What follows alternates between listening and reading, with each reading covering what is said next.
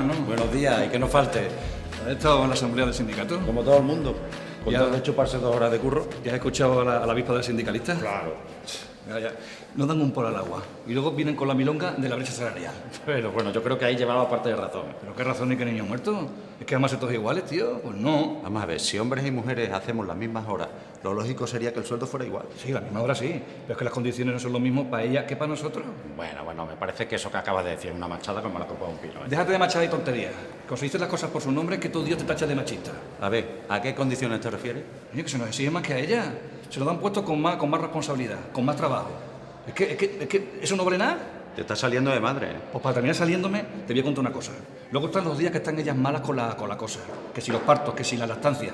Y luego para colmo, quien sí y quien también se coge la baja por depresión. Coño, ¿qué quieres más? Todavía con el mismo rollo. Y todo para justificar lo de siempre. ¿Y qué es lo de siempre? Que el hombre es hombre y que la mujer es mujer. A ti te han lavado el cerebro, tío. Al tuyo no le hace falta, ya viene de serie, después de tantos años de hombría. Y a mucha honra. Y que sepas que todas estas tienen más cuento que calleja. Anda, está apañado.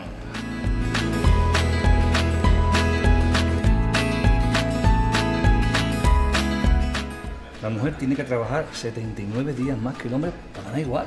Bueno, estarás eufórico, ¿eh? Por lo menos invítate unas cañitas para celebrarlo. No sé qué hay que celebrar. Que se cumple lo que has defendido a capa y espada. No, exactamente no es así, ¿eh? Yo diría que muy exactamente. Bueno, sí. Quizás me pase 3 pueblos. ¿Qué? Que me he pasado, sí, me he pasado, lo reconozco, sí, me he pasado. ¿Y cómo ese cabeza un hueco tuyo ha llegado a esa conclusión? A ver. Porque me mandaron a un módulo de sensibilización en materia de igualdad. Tú, el superhombre. Hay menos cachondeito, que al principio no me hizo ni pica de gracia.